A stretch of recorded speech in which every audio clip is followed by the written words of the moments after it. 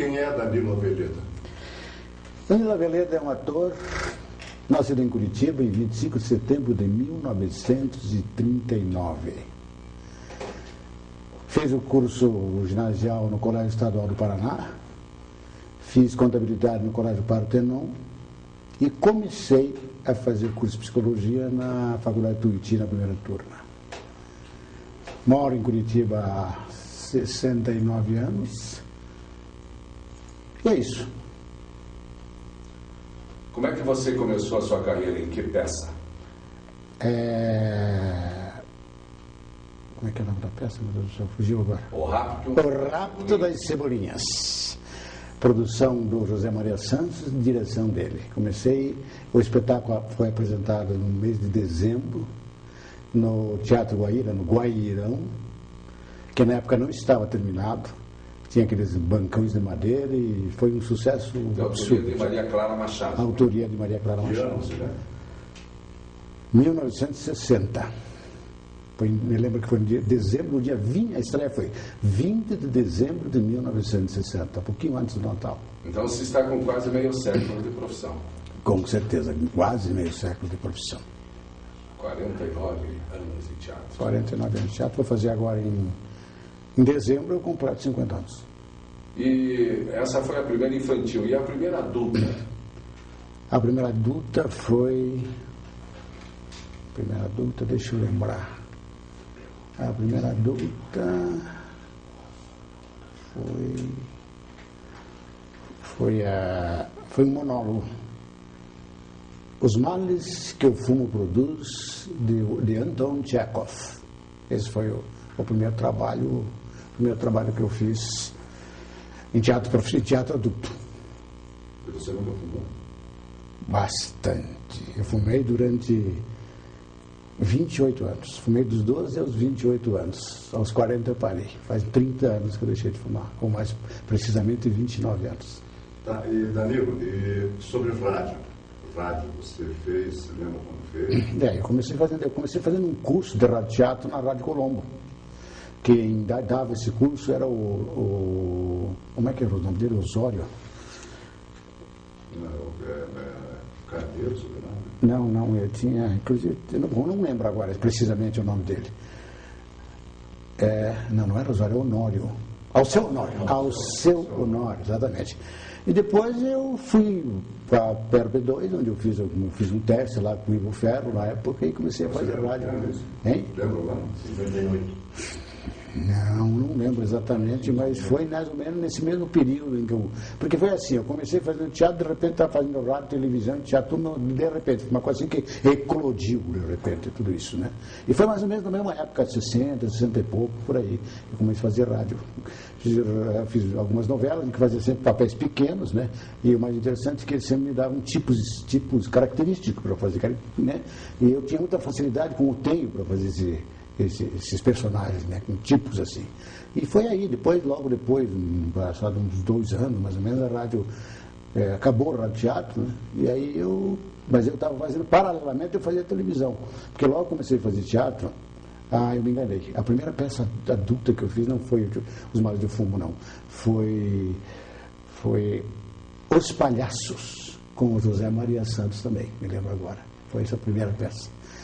E aí eu estava, logo em seguida, estava fazendo essa peça, o Glauco Sabrito apareceu lá no teatro, me viu trabalhando, me convidou para fazer televisão com ele, no Canal 6, Rádio Emissoras Associados. E foi assim que eu comecei fazendo teatro, televisão e rádio, tudo ao mesmo tempo. E isso dá uma bagagem enorme, né? Você também fez televisão ao vivo, né? Sim, fiz televisão ao vivo. Os humorísticos ali, com Ali Fontoura, fiz com Ali Fontoura, Maurício Távora, Paulo Goulart, Nissete Bruno, depois fiz teatro com Benguini, fiz com o Simval Martins, com o José Maria Santos, eu fazia um programa que chamava-se É Proibido Sonhar, com Paulo Goulart, com o José Maria Santos, não lembro o nome do programa. Fiz vários programas, fizemos uma vez fizemos um Guairão, que também estava ainda em obras, né? Chamamos um programa chamado Show Valig. Era um programa que a gente reunia muitos humoristas, tinha o Sokolowski, tinha o Zé Maria, tinha o Idelson Santos, uma porção de gente que a gente fez lá. Aquele programa era um programa que era mais ou menos como o Faustão hoje, né? Seria possível você fazer um comparativo de teatro da década de 60, que foi a década que você começou, com 2009? Já viramos o século, nós evoluímos ou involuímos em termos de conquista, de apoio oficial, essas coisas? Eu acho que em matéria de conquistas, apoio oficial, a gente evoluiu. Porque naquela época a gente fazia teatro na raça, né? A gente fazia teatro juntando o dinheirinho que a gente tinha e fazia os espetáculos assim. Conseguia permutas, né? com empresas e tal. Depois veio as leis de incentivo e tal, que realmente facilitou. Mas em termos de, digamos assim, de trabalho efetivo, de qualidade de espetáculos, que me perdoem os mais novos, mas realmente nós fazíamos o teatro muito melhor, de muito melhor qualidade, mesmo sem condições financeiras. Eu me lembro de vários espetáculos que a gente fez que eram muito bons, o Menghini, Roberto Menghini, com quem eu trabalhei muitas vezes, né? Viajei com ele muito tempo, inclusive, fazendo espetáculos muito bons, espetáculos, por exemplo, Cinderela do Petróleo, enfim, vários espetáculos, não vou me lembrar agora. Eram espetáculos da banda? Era parte da banda, espetáculos de muita qualidade, espetáculos que realmente o público gostava e ia assistir, nós não ficávamos devendo. E também alguns espetáculos, ainda hoje, não ficamos devendo nada a Rio de Janeiro e São Paulo. Nós tínhamos grandes atores, grande parte deles estão no Rio de Janeiro, né? Mas eram espetáculos que realmente o público assistia e gostava. E tinha um movimento teatral muito intenso, né? Nós tínhamos poucas casas de espetáculo, mas que estavam sempre com programação. O Teatro do Bahia, então, tinha uma programação intensíssima. O que não acontece hoje em dia. Quer dizer, temos mais teatros, evidentemente, temos mais companhias trabalhando, mas com raras exceções, não vou aqui dizer nomes, mas espetáculos cuja qualidade, para mim, principalmente, que já venho com uma experiência muito grande em teatro, né, em televisão, em cinema, etc., a qualidade é bastante duvidosa. Danilo, você participou do Teatro de Bolsa? Sim. Pode falar alguma coisa? Posso. O Teatro de Bolsa foi assim. Eu me lembro que primeiro eu tinha um primo, o José de Oliveira, que infelizmente já se foi, um grande ator, e eu sempre ia assistir os espetáculos dele. Eu tinha vontade danada de fazer teatro, porque desde criança meu pai fez teatro, no Teatro Amador, e eu ia assistir os espetáculos, e eu já vinha com aquilo, eu já tinha aquilo no sangue realmente, né? Eu sou filho de bailarina, minha mãe era bailarina, então eu gostava de assistir espetáculos, então eu ia sempre no Teatro de Bolsa. E aí, foi quando eu comecei a fazer teatro lá pelo Guaíra, no TCP, de repente fui convidado pelo Maurício Távora para fazer alguns trabalhos, e eu mesmo, inclusive, me metendo a produtor, fiz algumas peças e tal, e fazia no Teatro de Bolsa e acabava fazendo vários espetáculos. Você lembra do elenco lá e tal, né? Eu me lembro que tinha José de Oliveira, Ari Fontoura, Idelson Santos, Simval Martins, o Delair Rodrigues, Jane Martins, que mais? Que era um elenco, digamos assim, elenco do Teatro de Bolsa, a Companhia Paranense de Teatro, lembrei agora. E depois foi montada uma peça, que você, José Basso, trabalhou, que era, como é que era o nome da peça? É uma peça de Martins Pena, O Noviço. Você deve estar bem lembrado disso. Então eu me lembro que naquele elenco tinha Simval, tinha Hugo Duarte, tinha você, tinha eu, tinha o Chacon, tinha a Jane Martins, tinha a Miss Brasil, inclusive, que um dia foi fazer uma visita lá, que eu me lembro quem era a Miss Brasil na época. Teve um dos componentes que acabou se apaixonando por ela. Eu? Não sei, Eu nunca me apaixonei por ninguém. Eu não me lembro nem quem era. Não sei se era, como era o nome dela? Não lembro o nome dela. E a gente fez muito teatro lá no Teatro de Bolsa, muitos espetáculos no Teatro de Bolsa, né? E depois eu comecei a... Ângela Vasconcelos, não seria? Que foi Miss Brasil, Ângela Vasconcelos? Não, mas não era a Ângela na época, era uma loira, que eu não me lembro como era o nome dela. Não lembro agora. Então saiu uma matéria grande no jornal, e por sinal eu tenho esse jornal em casa. E, enfim, tinha o Delair Rodrigues, tinha o Paulo de Avelar, que escrevia as peças para televisão. E, enfim... O de Avelar escreveu muitas novelas. Foi. Inclusive escrevia muito com o Simval, né? Escrevia aqueles programas de Simval, aquelas novelas que ele fazia. Enfim, foi uma época muito, digamos assim, como é que eles dizem nessa novela aí? Não lembro agora. Mas foi uma época muito gostosa, muito produtiva, muito, entende? Foi realmente fantástico.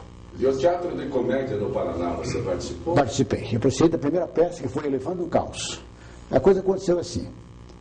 O Cláudio Correia Castro veio para cá com uma peça do Teatro dos Sete do Rio de Janeiro, que não lembro agora o nome. Era governo de quem na época que foi criado o TCP? Ney Braga. Governo do general Ney Braga. Que não gostava de chamar senhor de general, gostava de chamar senhor de governador. Foi um general que sempre esteve ao lado do teatro. Exatamente. Mesmo na época da ditadura, era um aliado da nossa cultura. Exatamente. E aí ele veio, o Cláudio veio para cá e não sei quem é que teve a ideia, não sei se foi o Zé Maria, foi o Maranhão, eu não lembro exatamente quem, de montar um curso de teatro aqui. A escola, como é que era o nome do curso? Curso Permanente de Teatro. E aí o Paulo Goulart estava morando aqui, a Anicete Brum estava morando aqui, a Leonor Brum estava morando aqui, e resolveram montar este curso e chamar eles para serem professores. E eu participei desse primeiro curso, tendo aulas com a Anicete, e aí trouxeram uma russa para dar expressão corporal, que era a Yanka Rudka, trouxeram a Edme Brandt para dar voz, colocação de voz, etc. Tal. E aí, depois de terminado o curso, resolveram montar uma peça, que foi O Elefante no Caos, que foi um sucesso absurdo. Ninguém acreditava que fosse o sucesso que foi. E eu participei, fazia um papel pequeno e tal, e era contra-regra na montagem, da produção. E aí, daí para frente, vieram outros espetáculos. Logo em seguida veio o Megera Domada, que eu também participei. Depois veio uma peça do Lauro César Muniz, que eu não lembro agora o nome. Megera Domada era com o Paulo Goulart. Era o Paulo Goulart fazendo Petrucci, o Unicete fazendo Bianca, o Edson Dávila, Maurício Távora, Joel de Oliveira, Lala Schneider, o Sally Volukita, enfim, era um elenco enorme, né? Com muita gente. Nós quisemos nos apresentar no Teatro Municipal do Rio de Janeiro, que foi um sucesso absurdo. Fizemos um espetáculo para a classe, à meia-noite de uma segunda-feira. Foi um sucesso absurdo, as pessoas gritavam, ficavam em pé, batiam, aplaudiam em pé, foi um sucesso. Quem era o diretor do teatro na época era Otávio Amaral. Era um jovem, na época tão jovem quanto nós, ou talvez um pouquinho mais velho, mas era bastante jovem. Que era uma pessoa idealista, que realmente queria fazer o teatro paranaense emergir, se solidificar, né? E ele, na época dele, realmente foi aí que apareceram os grandes atores, e que as grandes montagens do Teatro Comércio do Paraná, enfim, inúmeras montagens, que eu não vou lembrar agora, foram muitas para nós. E aí, voltando à pergunta que você me fez, o que eu acho do teatro na minha época, e a época que nós começamos, e hoje, 2009, eu pergunto, o TCP, cadê? O que faz? Faz muito tempo que o TCP não faz nada, absolutamente nada. Até outro dia o Enéas Lur fez uma brincadeira, ele pôs no site dele na internet, que encontraram o elefante branco na Praça Santos Andrade. Muito bom. E é isso aí, gente. É verdade, agora está no caos. Seria o elefante no caos. Elefante no Caos. Eu acho que virou mausoléu, né? Com certeza. Faz esse velório no Teatro Guaíba. Exatamente, só você viu. São velados, velado. de homenagem. Estão preservando o Teatro Guaíba para isso. Exatamente. Então está virando um grande mausoléu, literalmente, infelizmente, né? Com toda a história que tem o Teatro Guaíba. Exatamente. Mas o desprezo dos últimos anos aí tem sido muito grande. É uma coisa que eu observo também, é uma coisa que realmente me deixa muito triste, porque eu vejo, por exemplo, os atores no Rio e São Paulo, os atores mais velhos, os atores mais experientes, eles são homenageados, eles são respeitados, eles são chamados, né? Você vê até atores que estão assim doentes, eles continuam trabalhando, eles dão um jeito de pôr. Ele na novela foi o caso do João Herbert, né? Puseram na novela que ele ficava sentadinho, mas ficava trabalhando. Aqui não, parece que o ator mais veterano, mais velho, eles esquecem, eles deixam fora, eles não sabem. Então eles precisam de um ator para fazer um ator de certa idade, eles chamam um ator novo e pintam o cabelo dele branco. É a mesma coisa que pôr um ator, precisa de um ator preto, pintar um branco de preto. É a mesma coisa, acontece. Eu acho isso um desrespeito, uma falta de isso, uma coisa que acontece e deixa triste. Não só por mim, mas por todos os meus colegas. Né? Nós estamos aí, nós não morremos ainda. Nós estamos já firmes e podemos, inclusive, dar muito de nós, inclusive ajudar muitos atores novos que estão acontecendo. Eu vi uma entrevista outro dia de um ator jovem, que não lembro agora quem era, falando sobre o Antônio Fagundes, que quando ele trabalha com o Antônio Fagundes, o Antônio Fagundes ajuda muito ele, inclusive, a fazer o trabalho, a criar, a interpretar, a inflexionar. Né? É realmente uma coisa que a gente pode, tem condições de fazer e faz com o maior prazer, mas não esquecem da gente. Se a gente não produzir o próprio espetáculo, não é chamado. Danilo, nós temos um passado, uma história de teatro itinerante chamado que viaja. Aliás, temos companhias aqui que fazem unicamente isso, viajam. Sim, com certeza. Principalmente se apresentam aqui em Curitiba. Você participou? Muitas vezes. Eu comecei a fazer teatro itinerante, vocês vão pensar que eu estou contando história, mas é verdade, antes do Minguini. Porque eu comecei a viajar com o Telmo Faria. Telmo Faria, já deve ter, naquela época, ele já devia ter uns 200 anos de teatro, mais ou menos. O Telmo, o José Maria, né, e o Minguini. E comecei a viajar com ele com uma peça chamada Obrigada pelo Amor de Vocês. Era o Telmo Faria, a Lourdes Bergman e eu. Isso faz tempo, há muito tempo. Eu era garotão ainda, eu devia ter o quê? Uns 21, 22 anos por aí. E viajei muito tempo com ele. Parece incrível, mas foi com o cachê que eu ganhei naquela temporada, naquela excursão que eu comprei minha casa. Vê como é que as coisas eram. Como é que as coisas eram. Como é que você conseguia comprar uma casa com cachê? Hoje você não consegue comprar nem um cachê de cachorro. No mercado. Então foi aí. Daí depois eu fui convidado. Eu fui convidado pelo Minguini. Aí eu participei eu participava da UP, da diretoria da UP. Eu participava da diretoria da UP, eu era diretor cultural da UP. E aí eu resolvi formar um grupo de teatro, chamava-se Grupo Decisão.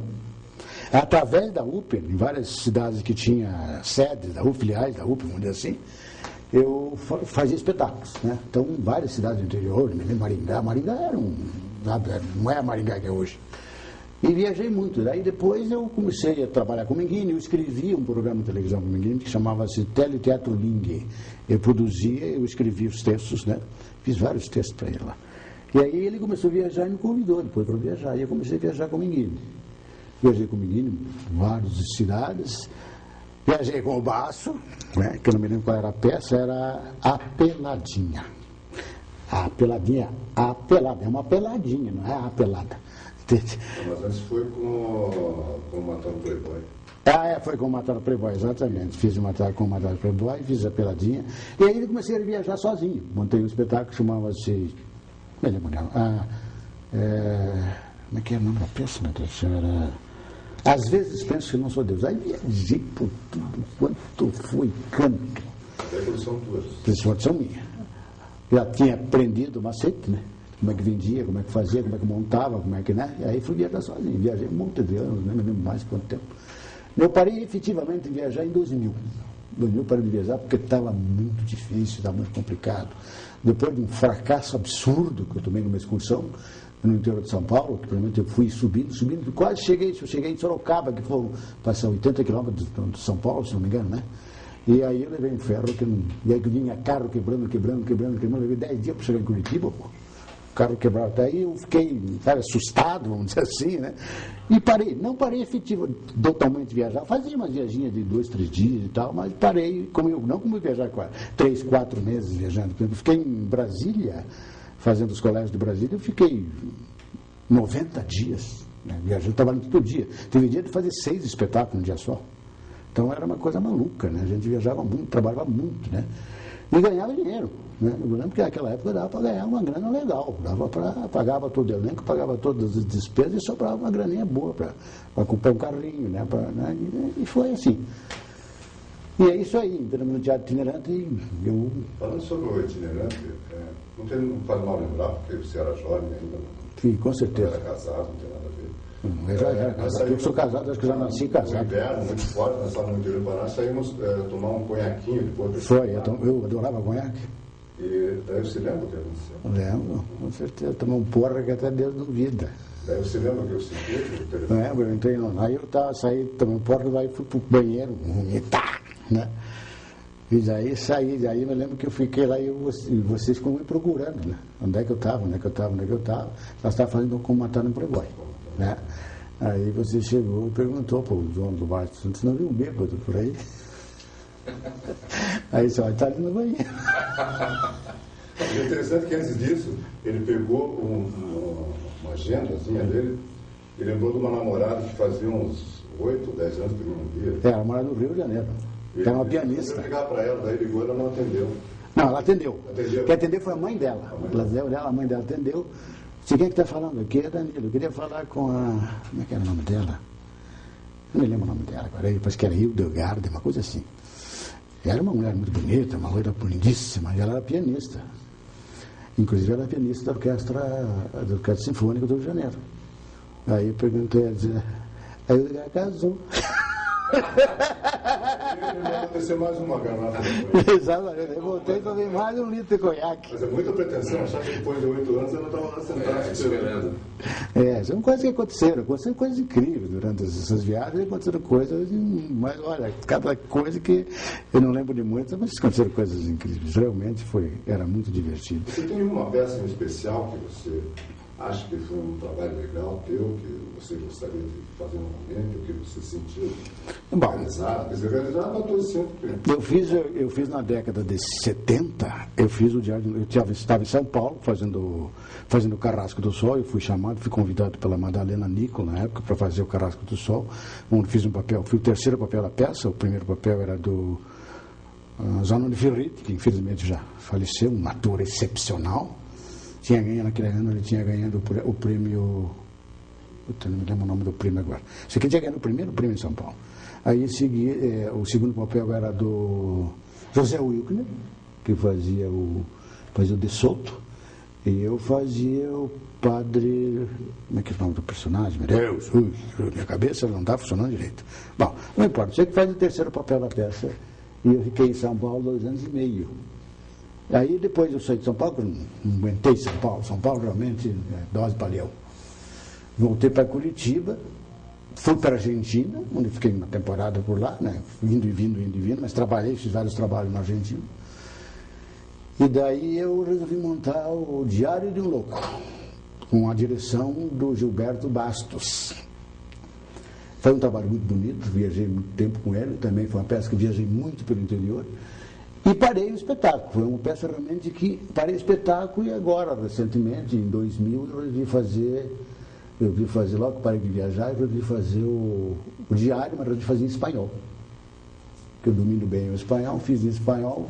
E é uma peça que eu gosto muito de fazer. Falando em espanhol, o que você pode dizer do comercial da Volvo?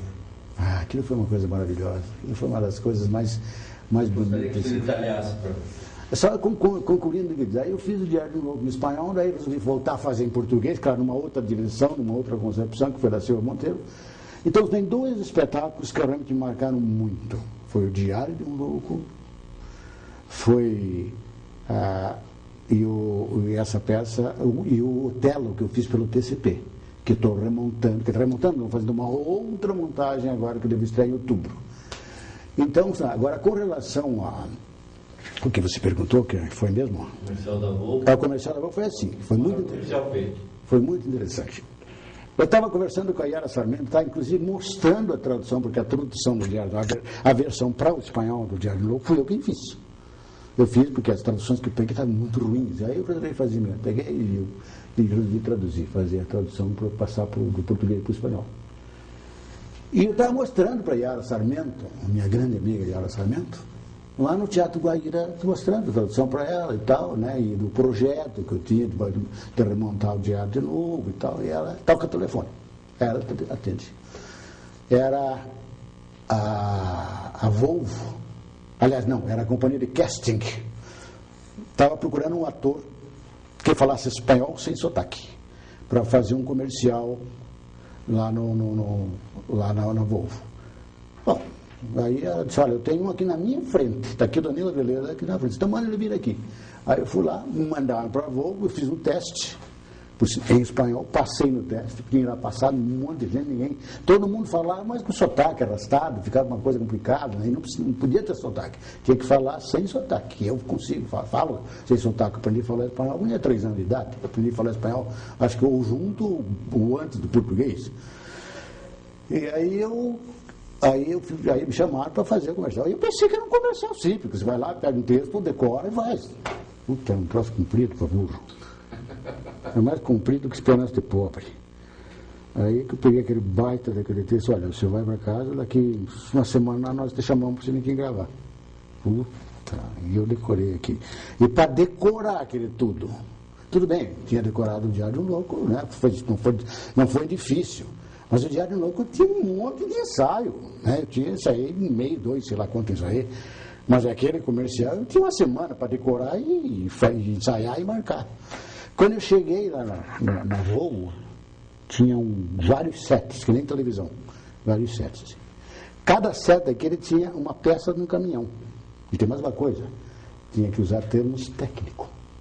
Tinha peças do caminhão, tinha cabine, tinha pneu, tinha não sei o quê, tinha motor, tinha caixa de troca. Então, era um lançamento de um caminhão que eles estavam fazendo, chamava-se Caminhones Premium, um paquete de serviços igual.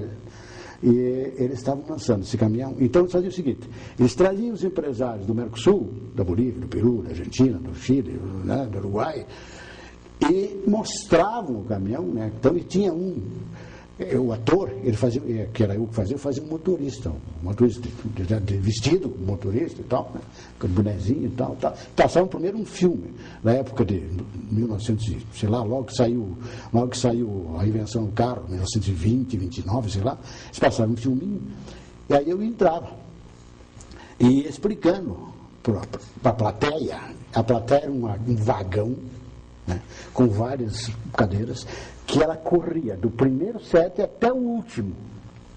E depois voltava ao primeiro. Então parecia um trem. Todo mundo sentadinho ali. E eu passava de um set para outro. E aí ia fazendo. Eu tomei um susto no primeiro dia. No primeiro ensaio, tomei um susto que eu digo, será que eu vou conseguir fazer esse troço? Bom, o resultado que graças a Deus, eu consegui fazer e fiz muito bem. Até deixei aqui com o Luiz Renato uma cópia, está com ele. E foi realmente um sucesso. Eu fazia em português, tinha um outro ator que fazia em inglês, que eu não me lembro quem era, e tinha outro ator que fazia em português.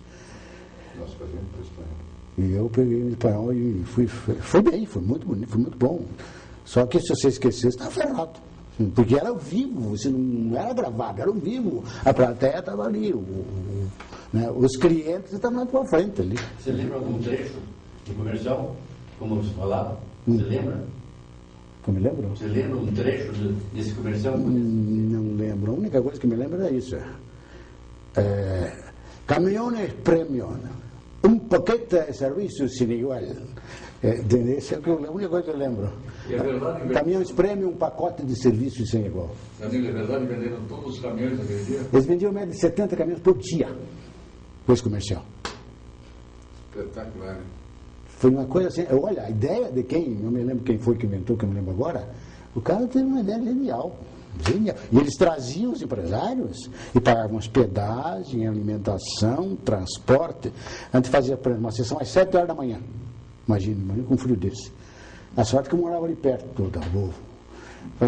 Depois fazia outras, levava mais ou menos uns 15 minutos, a 20, a meia hora no máximo. Depois fazia umas 10. Mas como? Era comercial ao vivo? Ao vivo. Para as pessoas. Ele tem isso. Então. Eu tenho, Comercial teatro. eu tenho inclusive, se quiser, eu vou te dar a fita para você ver. Aí ele fazia aquele comércio, fazia uma sessão às 7, fazia uma sessão às 9, fazia uma sessão às 10h30, depois fazia uma sessão 1h30, depois fazia uma sessão às 4. Foi sair de lá tonto. Mas era muito legal, muito bom. Realmente foi uma experiência que, depois daquilo, eu faço qualquer coisa que aparecer. E o cachê foi um caminhão de presente? Foi uma grana, foi um cachê. Eu ganhava na época, que isso não me lembro que ano foi em 1997, não lembro direito. Eu me lembro que eu ganhava assim, eu ganhei ganhei 25 mil reais. Eu ganhava no ano. Exatamente, ganhava num ano. Danilo, você participou de movimentos importantes aqui, como aquele movimento do Laboratório de Cultura, Escala Laboratório. Escala Laboratório de Cultura foi um grupo, né? Gemba, Foi. O que significou aquilo no Teatro do Paraná? Foi um marco, né? Contraponto ao Teatro e Comédia do Paraná, que era o teatro oficial, né? Foi um marco, porque na época, exatamente, eu comecei a trabalhar no Teatro Comercial, Teatro do TCP depois desse movimento, né? Eles me viram e tal, me conheceram, mas foi o seguinte, foi o Gemba, que era um... que me perdoe, mas é um grande encrenqueiro, um grande sujeito, gostava, adorava o Gemba, adorava ele, 5 horas era meu amigo, eu ia na casa dele almoçar e tal, mas ele era encrenqueiro, ele criava casa. Aliás, ontem fez 15 anos, né, que ele faleceu. Aí ele... de julho, nasceu no dia 14 de julho. Sim. E morreu no dia 14 de julho. Dia foi, exatamente. Ele só podia ser polêmico, nascido nessa data e morto nessa data. E aí ele resolveu formar um grupo de estudos, um grupo cultural. Né? Então ele montou, criamos, né? Escala Laboratório de Cultura, que era eu, o Reinaldo Camargo, o Emílio Pita, o Alexandre, não me lembro o sobrenome dele, o Gemba, a Yara Sarmento, e tinha mais uma porção de gente, tem um monte de gente que eu não lembro agora o nome, não lembro de todos, mas realmente tinha um grupo. Então o que nós fizemos, lançamos um livro, que foi o livro do Jamil Snack, Tempo Sujo, do Jamil Snack, foi um lançamento que nós fizemos. Depois nós fizemos um festival de cinema, o Festival Godard, todos os filmes de Godard. Depois fizemos aí nós montamos a peça, que foi o Chapéu de Sebo. Foi um sucesso absurdo, nós vendemos ingresso até para todo mundo, até para os caras da rua, a gente vendeu ingresso. Então foi um sucesso incrível. Trouxemos um grupo da Paraíba para se apresentar em Curitiba também, que do Altimar Pimentel, um escritor muito famoso lá no Nordeste, que foi o que nos deu dinheiro, olha como é que eram as coisas naquela época. Foi com o dinheiro dessa peça que nós trouxemos do Rio, que nós conseguimos ter grana para montar o Chapéu de TCP, que foi uma montagem que não ficava devendo nada às montagens do TCP, com dinheiro particular, não pegamos dinheiro de público nem um centavo. Então foi uma grande montagem e tal. Claro que foi, de certa forma, amadora, porque ninguém ganhou nada. Tudo que a gente faturou foi para pagar a produção, mas foi aí. Aí começamos a montar outros espetáculos, e veio outros depois, mais outros, e foi o... Como é que é o nome daquela peça que ele montou, meu Deus do céu? Bom, enfim, ele montou Maratzade, montou vários espetáculos posteriormente, né?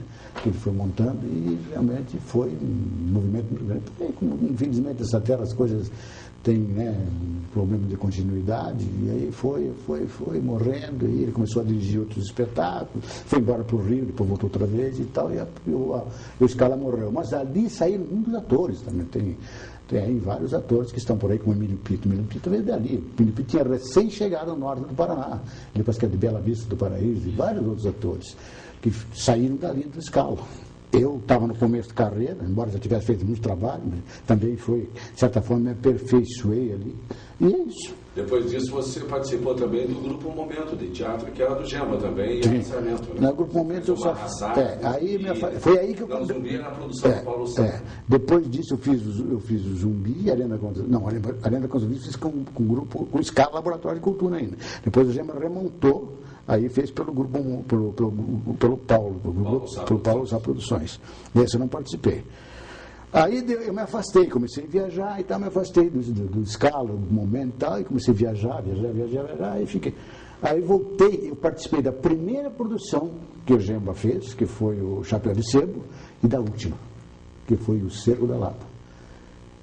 Eu estava viajando e tal, estava com uma parada marcada no Rio Grande do Sul, era o mês de abril, e ele me telefonou: Danilo, pelo amor de Deus, eu estou com um pepino do tamanho do mundo. Mas o que está acontecendo? Sério, eu estou com um ator aqui que saiu, e eu preciso de um ator que pegue rápido, eu preciso estrear daqui 3 dias. Digo, vou, mas você põe na fogueira, pô. Tá bom, vou lá. Aí o que eu fiz? Eu transferi minha temporada no Rio Grande e fui fazer o trabalho com ele. No papel não era muito grande, né, mas eu fiz um coronel chamado Coronel Fonseca, que participava dos participantes. Esse era o Cerco da Lapa. O Cerco da Lapa. E aí eu fiz, por sinal, da autoria dele, né? Sim. Fiz o papel e tal, fui muito bem, o espetáculo foi um sucesso também. E ela estava sendo feita pelo TCP, foi pelo TCP. Logo em seguida, mês depois o Jamal morreu. Então, realmente ela participou da primeira produção dele, o primeiro trabalho dele como diretor e do último. Ele faleceu em 14 de julho de 1994. Exatamente, foi isso aí. Danilo, você, como pessoal da época, fez radioteatro, fez teatro e televisão. Isso fez cinema. Olha, eu fiz 12 filmes já. Eu fiz entre curtas e longas metragens, eu fiz 12 filmes. Quer dizer, não é muito, né? Mas para os padrões de Curitiba é bastante, né? Enfim. Tem alguma peça que você gostaria de fazer que você não fez? Algum texto? Tem um que a gente sempre fala nele, que eu não lembro o nome agora. São jogadores de basquete ou de futebol. A Noite dos Campeões. A Noite dos Campeões. E eu queria reunir todos nós, né? No trabalho. Já Mas tem que ser meio rápido, né? Porque senão essa beiraria eu moro daqui. Exatamente. Daí vai ser a Noite dos Anciões. Dos anciões, né? Esse é realmente um espetáculo que eu gostaria de produzir, de montar, dirigir não, porque é um trabalho bastante... Isso é uma coisa que dá para sentar e conversar. Né? Com certeza, ensina eu, você, O que não falta é velho. Velho tem bastante aí, né? Ainda bem, né?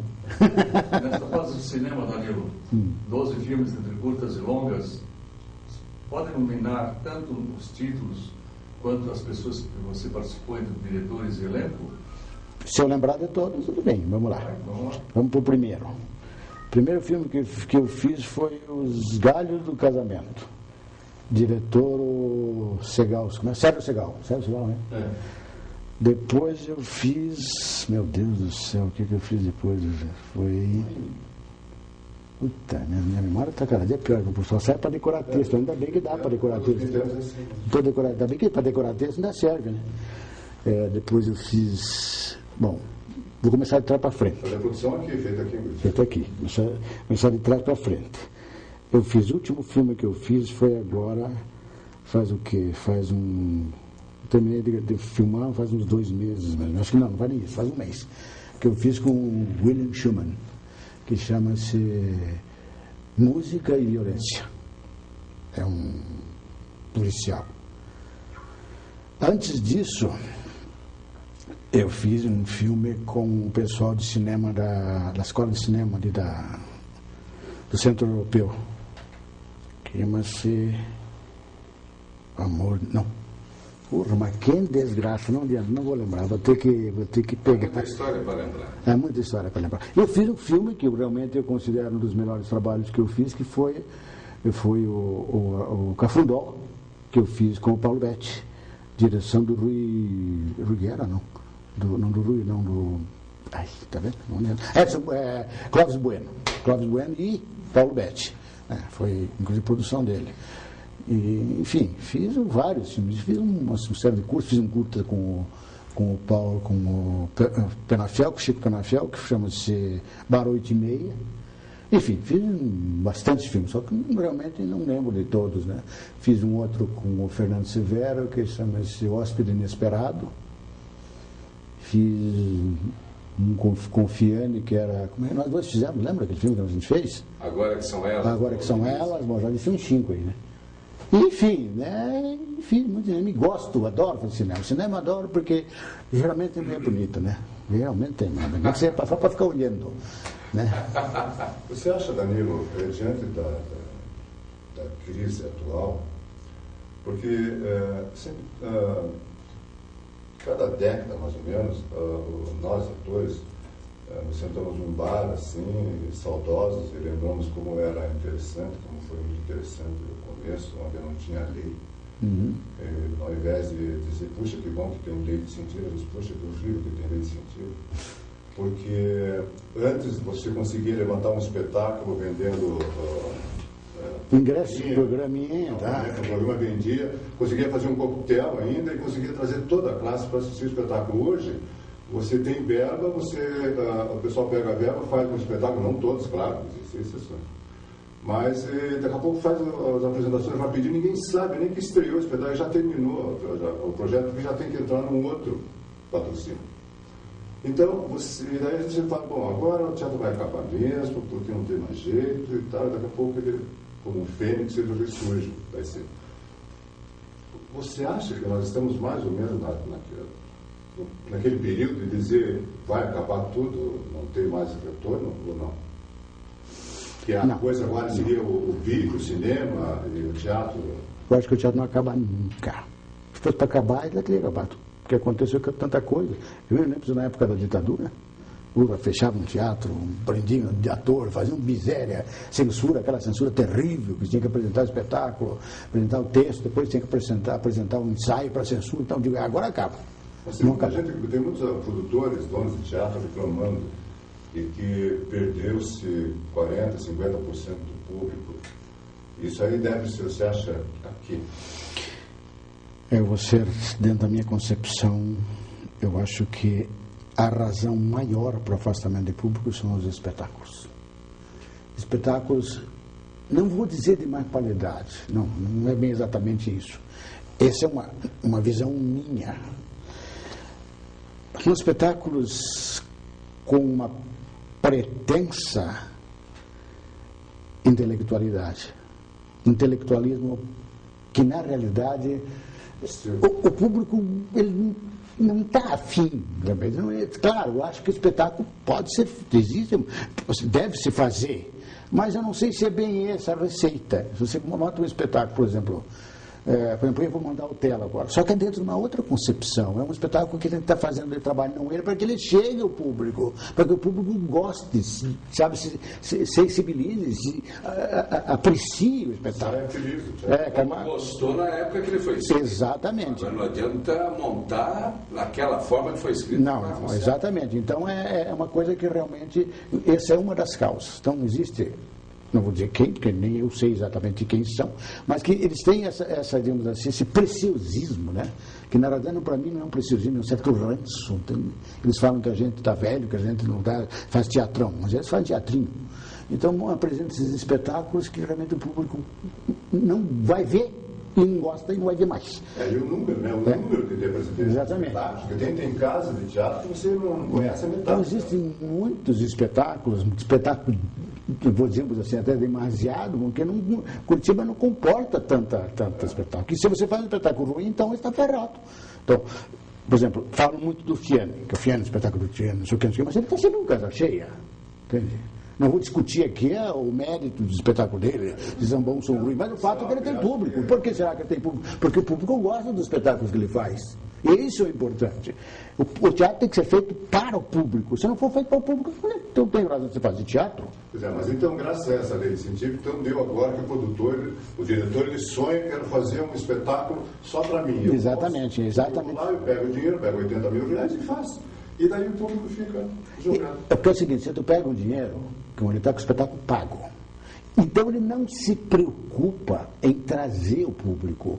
Não, pegou o dinheiro, pagou o elenco, ou não pagou, né? Pega o dinheiro e tal, beleza, aí monta outro, entra de novo na lei, ganha outra vez, aí se não entrar nessa, entra naquela, porque tem uma porção de lei por aí, né? E daí o que acontece? Ele não se preocupa em trazer público, porque ele está com o espetáculo pago. Só que eu acho, na minha opinião, que isso é de certa forma, uma burrice. Porque se você tem dinheiro, você conseguiu montar um espetáculo com qualidade, aí é que você tem que trabalhar para trazer público. Agora, você não acha que os grandes culpados disso é quem também dá o dinheiro para essa Com certeza. Tem compromisso com o público, tem compromisso com o sucesso, que afinal é renúncia fiscal. Claro. O povo já pagou o ingresso de teatro e de repente recebe um produto lá que não está nem interessado. Não é interessado, exatamente. Com valor também que não e tem com valor super caro, às vezes. Mas é aí que eu digo, é um intelectualismo absurdo, né, de idiota, inclusive das das pessoas que fazem parte das comissões, que escolhem esse tipo de espetáculo. Que não sabe, inclusive eu fiz, numa das minhas defesas que eu fiz, de um projeto meu que não foi aprovado, eu coloquei isso. Será que é essa, né? O objetivo? Será que é isso? O prefeito quer isso? Ele quer que o espetáculo não vá ninguém, que não tenha ninguém?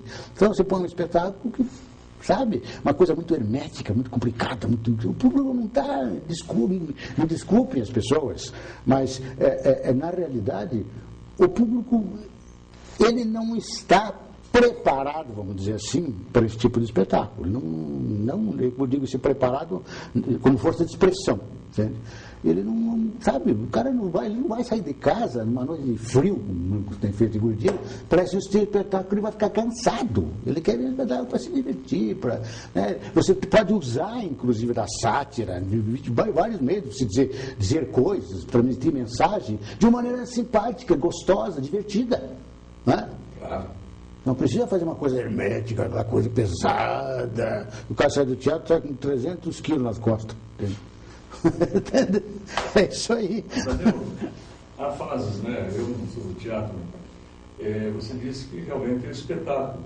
Se você analisar, como vocês falam de Paraná, né? Se um programa também, seja televisão, que também é um espetáculo, for ruim, não vai ter audiência. Não, com certeza. Certo? No tempo da televisão, nos anos 60, o cargo-chefe não era normalmente o espetáculo, e era assim o ator. Sim. Ari Fontoura, o Delano Rodrigues, tá? E muita coisa não mudou em comparação com o nacional. Há espetáculos nacionais exibidos em Curitiba que granjeiam um grande público e são espetáculos fracos. Mas o carro-chefe é uma Glória Menezes, um Tarcísio Meira, entendeu? Não para desmerecê-los, pelo contrário. Então a imagem dessa marca registrada. E, ouvindo você, me parece que o dimensionamento de espaços teatrais em Curitiba é demasiadamente grande em relação à qualidade que pode apresentar. Exatamente. E aí está o sucesso do Fiani. Essa é a minha opinião. Queria saber a sua opinião. Não, veja bem, eu concordo com você plenamente em gênero, número, porque tem uma coisa, tem outra coisa a considerar. O ator paranaense, o ator curitibano, mais especificamente, ele não tem visibilidade. Ele é bom, ele é ótimo, é maravilhoso, mas ninguém conhece ele, pô. Entende? São aqueles 33 espectadores de sempre. São aqueles que conhecem ele, né, os amiguinhos, algumas pessoas que conhecem ele e tal, eles vão. Agora ele não tem visibilidade, por quê? Porque ele não faz televisão, porque não vem na televisão. Você acha que daria essa visibilidade? Televisão. A imagem deles ser vendida. Você acha que tem algum canal aqui que poderia fazer? Eu acho que tem um canal, tem o TV Massa, não é? Tem a TV Educativa, né? Tem enfim, são televisões que poderiam, né, contribuir, mas não fazem isso. Não dá esse espaço. Não dá esse espaço. Quem está dando um espaçozinho agora é a própria Globo, a RPC, que está dando um espaçozinho. Mas é madrugada, né? É madrugada e depois tem mais um detalhe. Madrugada de domingo para segunda. Mas são 500 mil Mas tem um detalhe a considerar aí. É muita gente para pouco tempo. Então você faz um programa hoje, eu fiz um, faz sei lá quanto tempo faz, e daí você vai fazer um outro daqui 1 ano, 2 anos, porque é muita gente que está ali, que estão chamando. O Luiz Renato participou da época da televisão, e ele sabe disso, que quando tínhamos a televisão aqui, nós tínhamos, quando fazíamos um espetáculo de teatro, as casas eram lotadas, sempre. Porque a gente criou aquela empatia com o espectador. Então você tinha teu horário, você tinha na hora do almoço, você tinha... Além da TV, tinha um grande veículo de divulgação que era a revista. Tinha tudo, você tinha, estava pronto, tinha um espetáculo, abriam as portas, você estava na televisão o tempo todo. O espectador daí, ele acha que você é íntimo dele também, então está lá o Danilo, vamos assistir o Danilo, vamos ver. Naquela época havia... Não é a peça, não é a peça que ele está fazendo, não é o texto que ele está fazendo. Vamos ver o Danilo. Exatamente. Além da televisão, tinha um suporte de imprensa escrita que era o TV Programa. Exatamente, era do Renato. Aquilo promovia, era chiquérrimo sair no TV Programa. Não, e mostrava e dizia mais ou menos o que estava acontecendo. Todo mundo lia aquilo. Exatamente. Ele que acabou, né? Então, depois, com o advento do videotape, acabou isso tudo e, né, os que puderam, acabou conosco, os que puderam, que a televisão tiveram... do Canal 6, que era era 3x4, fazíamos tudo lá dentro, esperando a construção do novo teatro, do novo auditório, lá, nova televisão, nas Mercedes, que é uma coisa fantástica, todo mundo foi para lá. Foi uma festa tremenda, aquilo lá com 4, 5 estúdios, de 5, 6 metros de altura. Ficou um pouco lá. Virou um elefante branco. Mas esse fenômeno, nem nós podemos imaginar que o espaço seria o mesmo hoje, né? Então, pouco espaço dado hoje para a RPC e outros canais, principalmente a RPC na área única na área artística, né? É difícil ser um pouco maior. Nos Estados Unidos, o Coast to Coast, quando os anunciantes só podiam ser de caráter nacional, GM, Coca-Cola, foi obrigada a expandir.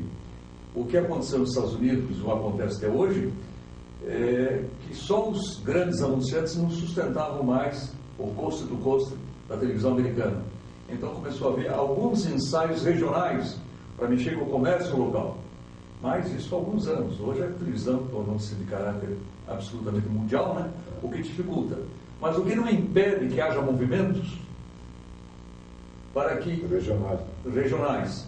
E eu acho que, por menos que seja a participação da RPC, são 500 mil pessoas vendo alguém... Não, veja bem. Muito importante. Veja bem, eu acho... Você sabe que o custo dessas apresentações, eu estive pesquisando diretamente na fonte, são extremamente altos, que não pagam nenhum patrocínio, mas está sendo feito um movimento. Veja bem, eu acho... E a nós fazer a nossa parte, não só entrevistando vocês do teatro, da televisão, do cinema, como vocês também terem algum projeto a respeito. Vocês falaram da Lei Rouanet, dos incentivos da renúncia fiscal. Então isso virou, na verdade, um grande varejão. É verdade. E acaba transmitindo uma imagem negativa. E não cria o ator.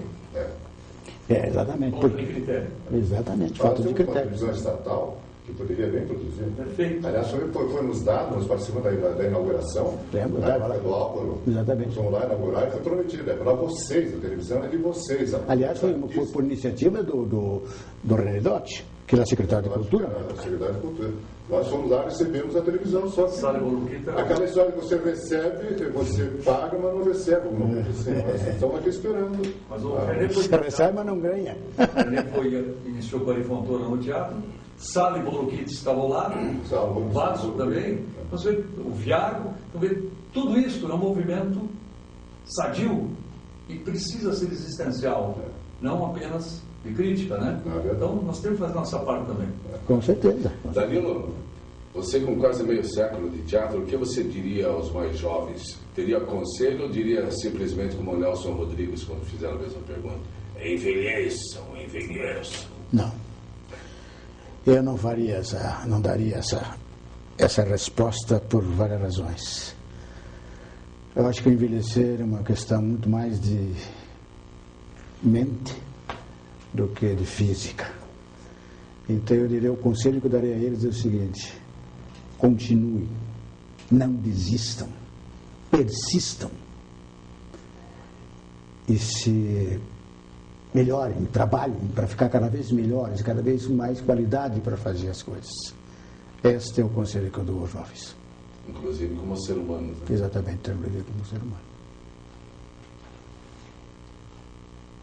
Danilo Avilenda, as considerações finais para encerrarmos esse nosso registro histórico. Bom, em primeiro lugar, eu quero agradecer ao Luiz Renato Ribas pela oportunidade de deixar aqui meu depoimento. Esse depoimento, eu tenho absoluta certeza, ele vai servir a todas as pessoas que um dia quiserem saber sobre a história dos 50 anos até aqui do Teatro do Paraná, da televisão, do rádio. E também agradecer aos meus amigos, colegas que são, mas muito mais amigos, José Plínio e José Basso, os dois que realmente é uma grande satisfação tê-los aqui fazendo essas perguntas, esses questionamentos. E para o público, de uma maneira geral, dizer que se houver reencarnação, eu quero voltar a ser ator.